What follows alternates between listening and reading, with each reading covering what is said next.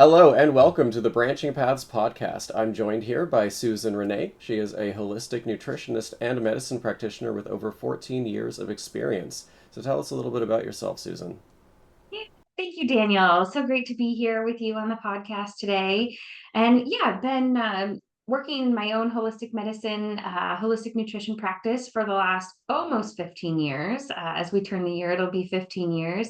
And yeah, it really, started with my own personal journey, my own personal health journey, and figuring out some answers for myself. And, now over the last 15 years, it's just evolved a lot. And so I love working with people. So much of my own journey has been nervous system healing, anxiety relieving, and doing it in a holistic way, outside of conventional medicine and using different tools, things like psychedelic medicines, as well as herbal medicines, and using food as medicine. And so, yeah, it's really great to just be here with you today and to share some things that I'm passionate about. Absolutely. I guess your personal journey is a great place to start then. Could you tell us a little bit about it? Yeah, of course. So, yeah, wow, back so many years ago now, probably approaching 20 years ago, I, kind of fell really ill and I was looking for answers. Had a lot of gut issues. My digestion wasn't good and I was like feeling fatigued. I had a lot of excess weight gain and a lot of pain in my body. And that was when I decided to look outside of Western medicine because I wasn't finding answers there outside of like, oh, take this pain medication and, take this anti-anxiety drug. And so I started working with a naturopathic doctor, and she really illuminated to me the importance of diet, and our gut health in our journey of well-being. And so that ignited my passion to go back to school because I was actually working in finance at the time. And when that happened, I just fell in love with the material. And as soon as I, started again going back to school, which now was about like 17 years ago, I just learned so much. And I was like, even if I never do anything with this, I know it will help me and, my future family, and friends. So when that happened, I realized I have a real knack for this stuff, and I'm very passionate about it. So after going through school, I decided I was going to leave the finance world and kick off and launch my business. So I started part time for a little bit, and then in 2016, I actually went full time with my business and my medicine practice. And through that, a lot of my own health journey kept unfolding. Like I'm a big continuous learner. I just love learning and diving into research. And so the more I started to practice full time, the more I was improving my own health and like helping clients in deeper ways. And that's when I decided to become board certified, in holistic nutrition, holistic medicine. And yeah, I studied under a naturopathic doctor, a master herbalist, an acupuncturist, a women's health expert. And so I have a lot of amazing mentors behind me to be able to do what I do. But yeah, navigating all of that brought up, a lot of the anxiety, a lot of depression, a lot of the childhood trauma. And that's when I really started to see the holistic nature of the healing process. Because so much of, these adverse childhood experiences that we have, the trauma that we hold on to, well, I came in, I guess, working on healing all of that from the physical side, which I know we're going to talk about today, working on gut health, working on diet. Well, once that foundation was set, all of these other things started to come up, the emotional, the spiritual pieces, the mental pieces. And that's when I started realizing, yes, we can do so much with our diet, to set a healthy foundation. And I did. But that's when, psychedelic medicine started calling me to do some of these deeper layers of work and go, oh, let's look at some of this trauma. Let's look at reframing it, and how do we start to release it and get it out of our bodies? And that's where my practice kind of started taking a turn to really start to integrate nervous system health, more trauma informed approaches along with gut restoration. And that's where my business is now called I Me, which that is a Quechua principle. And it's really about reciprocity and our own self sovereignty in healing. And again, there's so many different facets to it. I wish there was just like one panacea that could fix all of the things for us, but it's really not. It's not just about what we eat, it's about how we're digesting life, itself, and all the facets of it in body, mind, and spirit. So it's been a big journey. Overcame, chronic depression, chronic anxiety, used to suffer from panic attacks. And now I love to just take what I've learned, in my own journey and in my own practice and bring that into my clients and help them, bring in this essence of self-sovereignty in their healing. Excellent.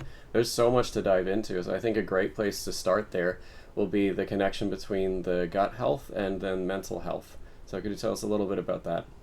Yeah, this is such an interesting connection. And I've been doing a lot of like workshops for my clients and for my audience on this because what a lot of people don't understand is like our gut and our brain and our mental health are so intimately connected.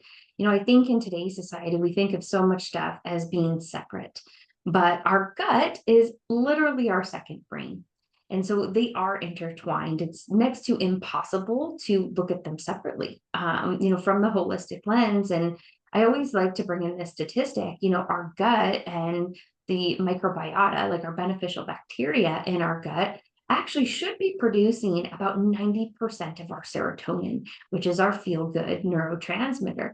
And over half of the dopamine that we produce also comes from the gut. So, again, literally, our gut is our second brain. There's so much that happens for our mental well being inside of the gut. And so that's where, sometimes when there's things like inflammation, dysbiosis in the gut, and leaky gut, also known as like intestinal permeability, that can actually disrupt the neurotransmitter production. And so when there is inflammation or dysbiosis or leaky gut, or again, anything really going wrong in our gut, it leads to issues with the brain, issues with mental health. So that's where there's, things like anxiety that pop up, depression, irritability, brain fog. And it all goes back to that disruption of neurotransmitter production, because if the gut isn't happy, if it's not producing, these neurotransmitters well and acting, in that second brain capacity, then our main brain, isn't going to feel good either. Oh, that's 90% of serotonin. That's a lot. It's a pretty major source. Pretty major source, yes. What do you look for when you're looking at what's related to the gut versus what's related to something outside of that? That's such a good question, Daniel. And I say we can't look at either in isolation. So, the thing is, and I love that you brought up this question because they actually feed each other. So, a lot of times, the inflammation in the gut, the dysbiosis, the leaky gut, that comes from things like trauma and storing trauma in the body, which usually then creates chronic stress and excess cortisol production. And then it usually leads people to do things like maybe emotionally eat or, use substances, which can further cause inflammation, nutrient deficiencies, gut dysbiosis.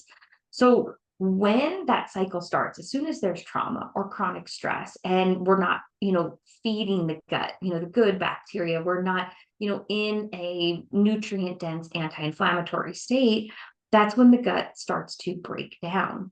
So usually they're intertwined. Like, again, it's kind of impossible to say, oh, nope, that's trauma, or oh, that's just stress, because that plays a role in gut health.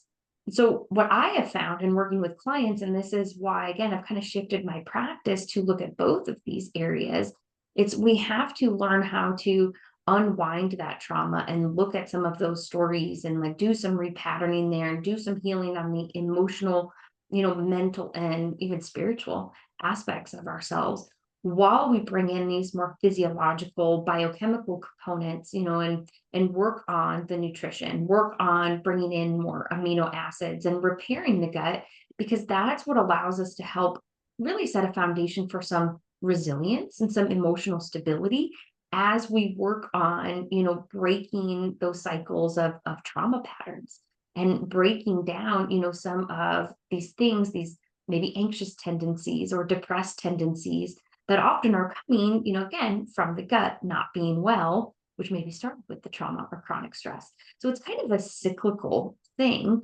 And that's why, again, we can't look at either in isolation. They are both very interconnected. This is a great segue to your work with integrating people's psychedelic states. Could you tell us a little bit about your personal journey with psychedelics and how they've helped you to look at your own life and your own patterns, and then how you help other people to do the same? So yeah, psychedelics, I feel like for me, came into play when I was working through kind of a period of some deep depression, some really pretty bad anxiety attacks. And at that time in my life, I was also struggling with chronic pain. And it kind of came out of left field. All of a sudden, I've always been very active. I love hiking, love yoga, and I would do really gentle hikes or a really gentle yoga class. And I would be so inflamed where I actually, at the time, I was living in a house that had 2 stories. I could barely get up and down the steps. I mean, the chronic pain was so bad. And there I was in my early 30s, like with this chronic pain that was so debilitating. I was almost immobile on some days. And so it was at that time that I started getting the call, a deeper call to some of these medicines. I had been doing a little bit of work at that time, the previous year to that, with some psilocybin and doing some psilocybin journeys. And from there, like that helped me unlock like some depression, start to look at some things. But then I got called to work with ayahuasca. And I think that was one of the bigger turning points, in my life. And so while I was in this chronic pain pattern, I went to a very deep ayahuasca journey and had a very deep journey with that medicine. And during that time, as I was, in the ceremony, I kind of got the insight and download that one of the reasons the chronic pain was happening was because of the inner critic. And it was because of the self talk. At that time, there was so much like, you're not worthy, you're not able to be loved, you're a horrible person. I had gone through divorce a couple of years prior, and there was a lot of like abandonment wounds that had been triggered, from childhood and like feeling abandoned in the divorce. So this like lack of worthiness and self-love was just totally exposed to me. And the download and insight I got from that medicine journey was, if you keep talking to yourself that way, it's going to keep expressing in your body. And you're going to end up with, chronic pain for the rest of your life. So much so it might turn into something like, fibromyalgia or, chronic fatigue syndrome or something, pretty severe. And so it was in that journey I realized, wow, I can put all the supplements, all the good foods in my diet that I want. But if I'm talking to myself in a very negative way, and that's when I realized, this negative internal critic that I had, and like some of the stories and patterns around where that came from, that's what I worked in integration. So it was like, okay, now I know this. Now, how do I integrate it? Right. And that's like, so much of what we love, right, is the integration work. And it was starting to notice, okay, who is this inner critic? Because it really didn't feel like me. And I recognized, I grew up in a home fueled with addiction, lots of alcohol addiction in my upbringing. And that negative internal voice was actually my mother's voice. And my mom was really into drinking at the time when I was growing up, and she was a very harsh woman. And so all of that harshness became my internal dialogue. And so I realized, I have to start changing that dialogue. And so in integration for myself in that journey, it's when I realized again, yes, foods help. Yes, supplements help. And I need to start catching these negative thought patterns and start flipping the script on them. So, you also asked about like how we then, how do we work with the clients in this realm? So that was one really big journey, really big turning point in my life. And I find that others who are going through this, and going into these journeys, it really is about the integration because we get these insights, right? We get these downloads, but then how do you work with them, moving forward? How do you integrate, these parts of yourself back to whole? And so when that happened for me, I took to journaling. I actually got into therapy at the time because I wasn't quite into, knowing a lot of coaches yet. So I found a therapist that I could work with to, work through some of these things. And I kind of shifted my like meditation practice and started to do more like positive affirmations and everything. And that's what I tend to do with clients. There's no one size fits all plan. So integration looks a little bit differently for everyone. But when someone is going through a psychedelic journey and, we're usually working on their nutrition, we're working on setting that foundation of gut health. But then it's like, okay, what insights came in and how can we support your nervous system and, some of these habits and patterns in other ways, right? And again, give it this holistic approach and integration to, again, maybe bring in some other tools to help guide them forward on their transformation journey. Your story brings up many interesting points, one of which I'd love to touch on is what is happening in the body. When you're having these thought patterns or you're beating yourself up or anxiety, what's that doing to the physical body to cause these states of pain or fatigue, etc.? So there's a lot. There's a lot happening. We could probably do one whole podcast episode on all the, physiology and biochemistry that's happening. But really, what is happening there is anytime that, we're going through a state of stress, right? Our body's going to release things like adrenaline and cortisol. So right there, that's going to push things like anxiety, panic, right? So that's like part one. From there, like our pain signals start to get turned on when the body feels like it's under attack, like it's a survival mechanism, right? And so that's one thing, like, how have we evolved, right? And stayed alive? You touch a hot pan, it's painful, right? Pain signals are sent, so you don't do that again.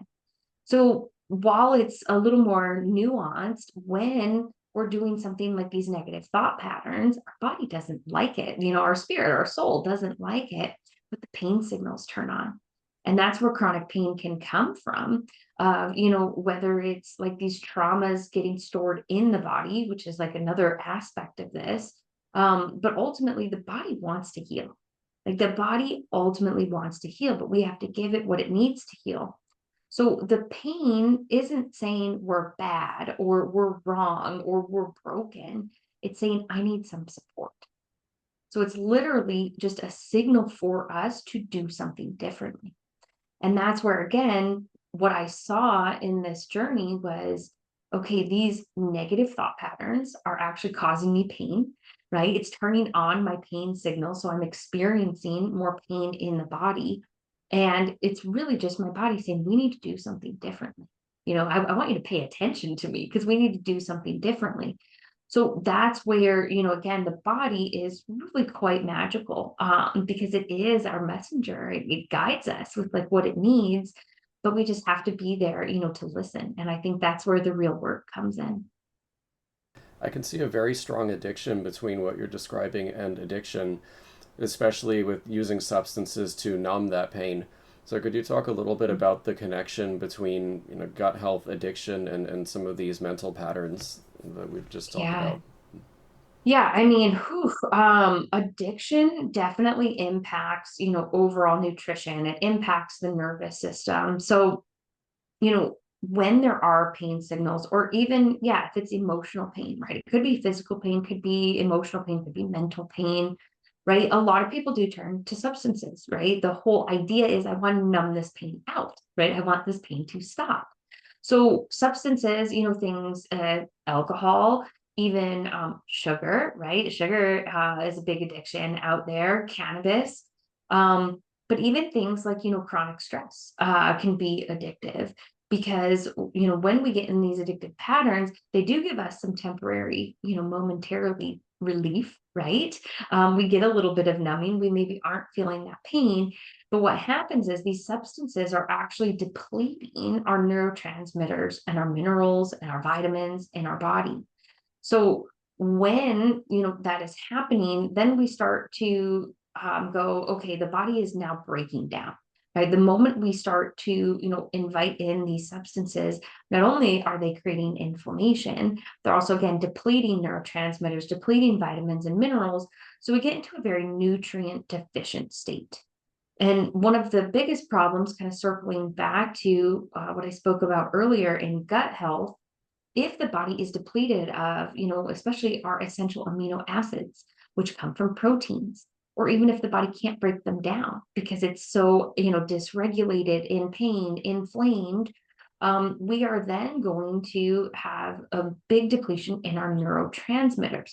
Again, things like our feel-good serotonin, our GABA, even our dopamine, because we are now nutrient deficient. We're shutting down biochemical processes in the body without those nutrients. So when that happens in an addiction state, really a step forward, like out of addiction, is we do have to rebuild the neurotransmitters. We have to get, again, the gut back online, but also sometimes I bring in what's called, I call a bridge protocol. We're actually giving the body the underlying amino acids to repair those neurotransmitters to function. Again, things like dopamine, GABA, serotonin, because with that amino acid therapy paired with gut repair and healing and sealing the gut, as well as some of like the trauma healing support, that's where we can start to support someone coming out of addiction, because it's not just a willpower issue with addiction. There literally is physiological things happening, biochemical things happening, as well as nervous system things happening with addiction. So it's again, there's a lot of impacts that addiction has on nutrition and the nervous system. And then once that inflammation, that depletion happens, I think an important part of addiction recovery is looking at nutrition. How do we get these systems back online? How do we restore the neurotransmitter balance, and how do we restore the gut health so someone can be more regulated, with these neurotransmitters, things like, again, GABA, serotonin, all of that. Hmm. I think you've touched on what's probably one of the biggest challenges with overcoming addiction, and that's when you stop, or when you cut out whatever it is that you're addicted to. Suddenly there's not just the emotional pain that you might have been dealing with, but there's also physical pain, withdrawals, nutrition deficiencies. So if somebody were listening to this podcast and they were wanting to overcome an addiction, but they're just feeling really struggling with this aspect of pain that comes up when they quit whatever they're addicted to. Now, how do you work with people like that and help them to find that balance and help them to push through? What do you give them as far as hope, for the future? Yeah, well, it's definitely a slow and steady Yeah. process. It does require a lot of patience. And, for the folks out there, if you've been using, food, wine, weed to cope, right? It really is. I think we all need to remember it's your body trying to self-regulate, right? It really is. And so there is nothing wrong with you. We just need to restore the foundation. And so I actually I've been working with a client this year who wanted to stop medications. Like she's over conventional medicine, and she on ADD medication, on pain medication, as well as anti-anxiety medication. She's like, I'm done with it. I want to learn how to do this naturally. She also was a daily cannabis user. So a lot of things coming in to like numb her pain, numb her out. And now that we have her off of the medications, we've worked on weaning her off these medications, as well as we have cut out the cannabis. Now she's like, I have all of these emotions. Like I feel so emotional, and what do I do with it? And, the answer here really is we have to feel it to heal it. And, I was telling her, you've spent the last 15 years numbing out all of these emotions. And now they're coming up, they're coming to surface, and you need to feel them. And so I work with clients when that's coming up. I think one of the best things for our emotions is being able to express in a safe way.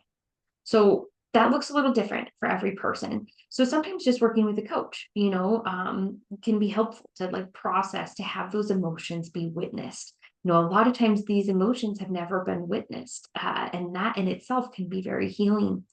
Another thing, she really likes to do, she likes to do journaling, both written as well as voice journaling. It's very soothing to her. She has a history of feeling unheard. So when she speaks it out, it's very helpful. So we do that in session, and then she does it outside of session. And the other thing that can be really healing for expressing these emotions that need to be fueled is actually bringing in some sort of creativity, some sort of artwork. Um, not her specifically, but I've worked with other clients who, like to paint. They paint it out, they draw it out.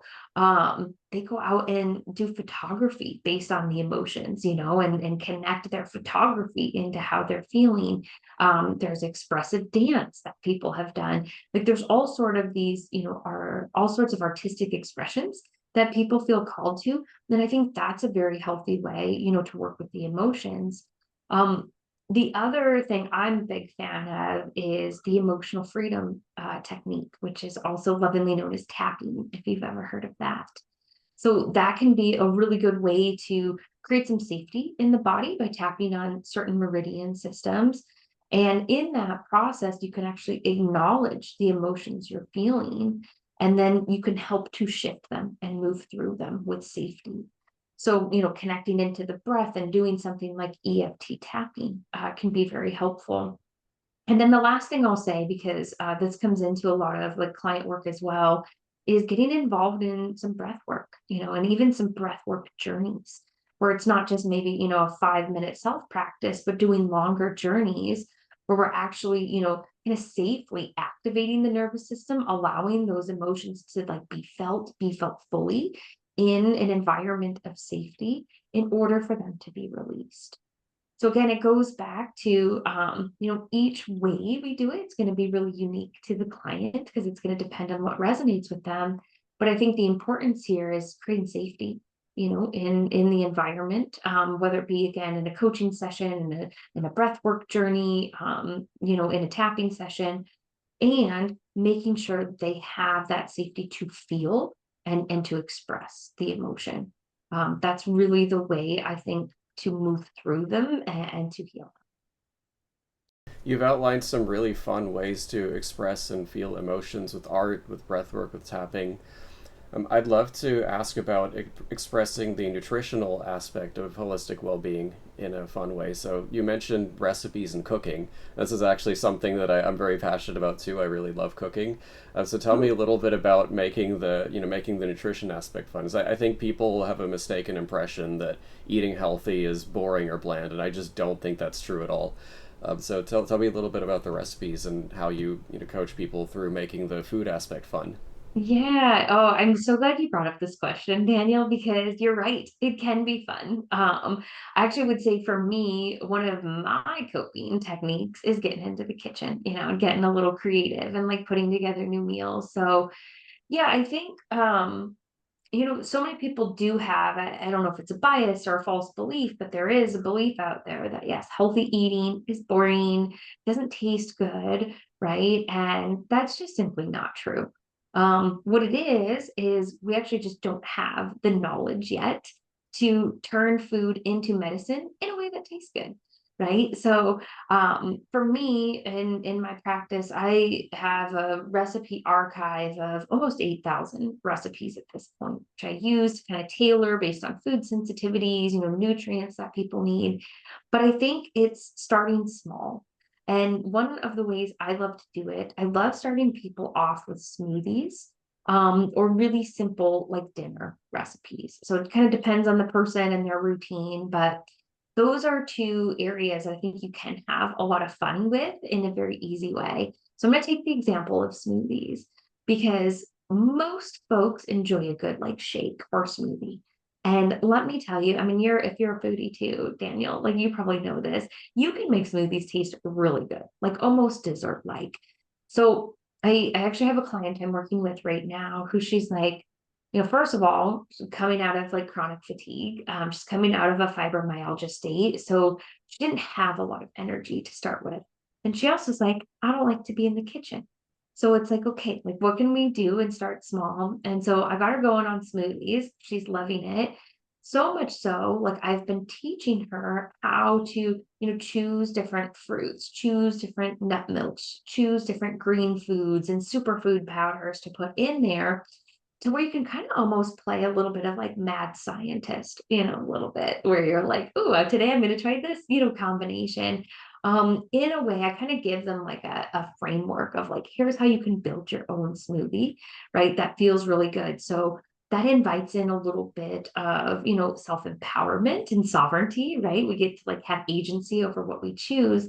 As well as I give them a lot of recipes, to try out. So a favorite that I've been sharing with everyone lately, because it's that time of year, is a pumpkin pie smoothie recipe.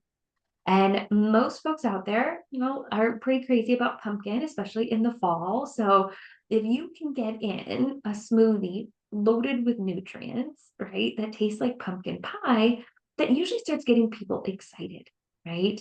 I also have a couple smoothie recipes that taste like, chocolate cake or banana cream pie. Like all of these, again, very decadent kind of flavors, but they are just loaded with nutrition and nutrients. So I think smoothies are always a fun way to start getting people like ramped up to see like the potential that nutrition, good nutrition, anti-inflammatory foods can taste really good. But we build from there. And it always depends, like where are people at now? And my key is always to meet them where they are and just take them one small step forward. And I think that is a big piece of this. And learning how to use food as medicine in a fun way, right? In a creative way, because so many people want to go from 0 to 100 overnight. And that is where the breakdown happens. Like if you think you're just going to jump in doing meal planning every day and cooking recipes every day and cooking for every meal, like I'll be honest, like I don't even do that. Like I do a lot of pre-planning. I try to cook only a couple days a week and then eat leftovers. Because it can be a lot, but it's like depends on your lifestyle. So meeting people, I think, where they're at and coaching them through just that one step forward. And then once that's mastered, another step forward and easing into it is a much more successful recipe, we'll say, to get into, again, that creativity and loving, of the healthy food and making it taste good.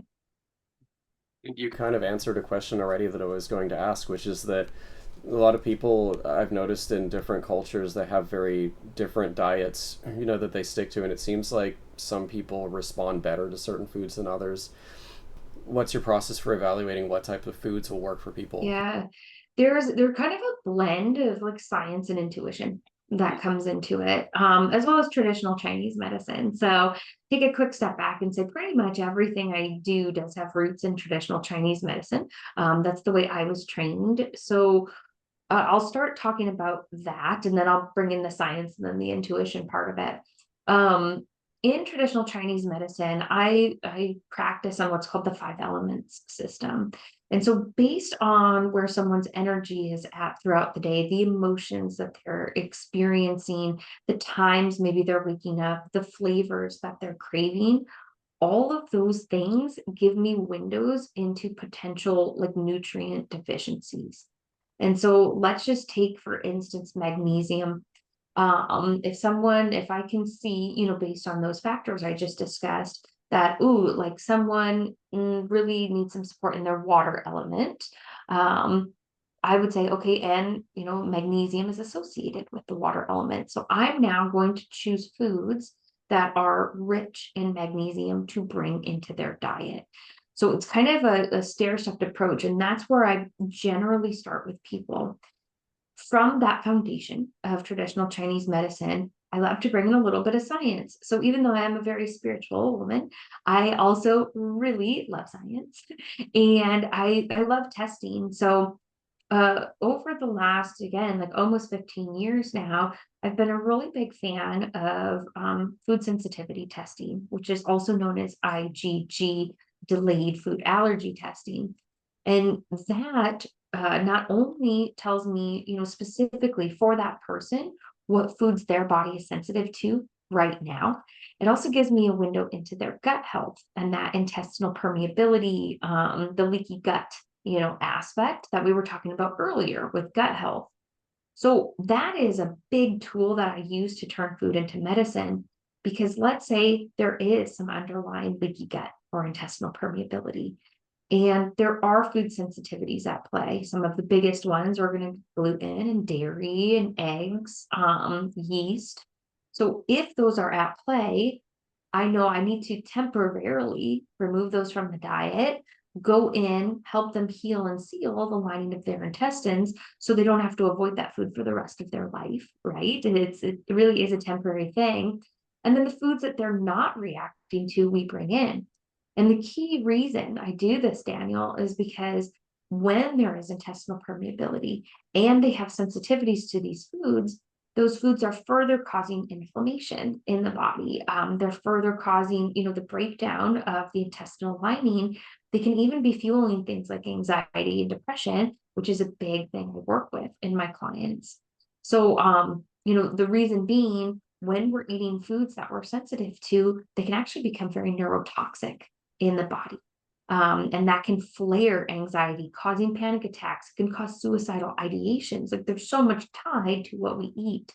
So again, that would be a way we kind of tailor the diet and go, okay, what does this person need, not need, would be through the food sensitivity testing. And then I always bring in a little piece of intuition. So I've been doing this a while. And I truly believe so many of us have the answers, lying within us. And so that's where like listening, to a client, listening to how they're talking about their body, listening to their cravings that they're having, sometimes that leads me to go, okay, it's time to bring in this food.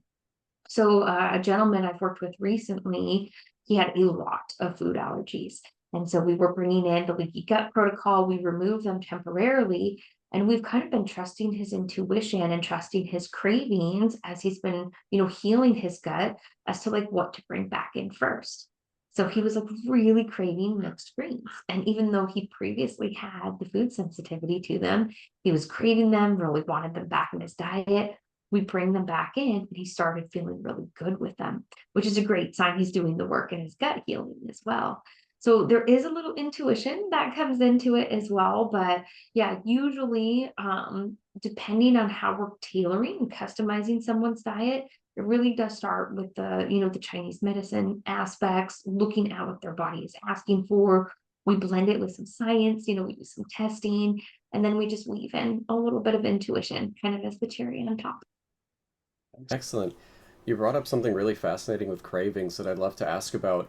And that's that I know that the body can, for instance, let's say you eat a lot of sugar, the gut biome can manifest in a way that causes you to crave more sugar. But it sounds like, and I know there's healthy cravings too, where you crave something because you need those nutrients. So how do you distinguish between the two? Yeah, really good question again there.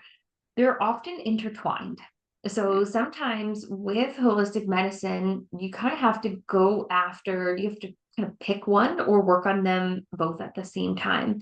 So I'll kind of give you an example. One of the things that's really fascinating when someone actually craves a lot of sweets could kind of be two causes. So two things I always think about.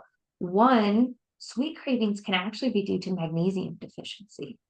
So that right there, I'd go, okay, maybe we just need to bring magnesium in. Magnesium is used in over 300 different enzymatic reactions in the body.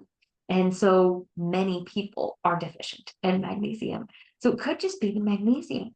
But the other thing is because of gut dysbiosis, if there is something like candida at play, which candida is in all of our guts, but in an unhealthy gut, candida loves to be opportunistic and overgrow, which then can cause some sugar cravings. So that's where I love to test. And the food sensitivity test I work with looks for candida because then I get a window into, ooh, maybe the candida is at play even more than the magnesium deficiency, right? So sometimes I'll go after both, right? Go through clearing out the candida to reduce, those sugar cravings while also bringing in magnesium to reduce the cravings. So sometimes it's multifaceted, but it really is like client dependent, and sometimes we try things, they work a little bit, and then we need to try something else or build upon it. Because I think I mentioned this earlier, there's not just one thing that it's usually tied to. In holistic medicine, there's usually a few different components. So yeah, when we look at cravings, again, I think they're indicators into a direction, but it doesn't always indicate just one specific answer, if that makes sense. It does. So I'd love to ask, where can people find you? Yeah, so I'm all over the place. I am on Facebook and Instagram, but primarily I usually have people find me on my website where they can just reach out to me directly, get on and schedule a call. Um, I love talking with people to just see like if holistic medicine, if this holistic nutrition work is a good fit for them. So yeah, people can find me on my website, which is ayni nutrition.com. That's usually the best place because all my stuff is there. Wonderful. Do you have any other resources you'd like to share with the audience? Well, one of the things I love to do is I love to teach. So I think at the core of my being, I am a teacher and I love sharing just massive value with my audience. So I do put out a newsletter that's always loaded with free resources. So I do a lot of free workshops on things like, repairing your sleep, on balancing hormones, and I'm always putting out new recipe books and, different guides and tools for like nervous system and diet. And so if people want, I mean, I'll make sure you have it, Daniel, if they want to sign up for the newsletter just to get in some free resources and start like looking at what can I do with holistic nutrition? How can I start to bring this into my life? That's a great way to kind of just start to learn more and see what resonates with you. Again, there's a lot of great value I put out in the newsletter. So I'd say that that'd be a great way for people to get some free tools and resources. Excellent. Thank you very much.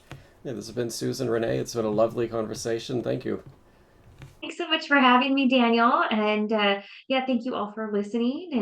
And yeah, I'll be eager to connect with you more soon.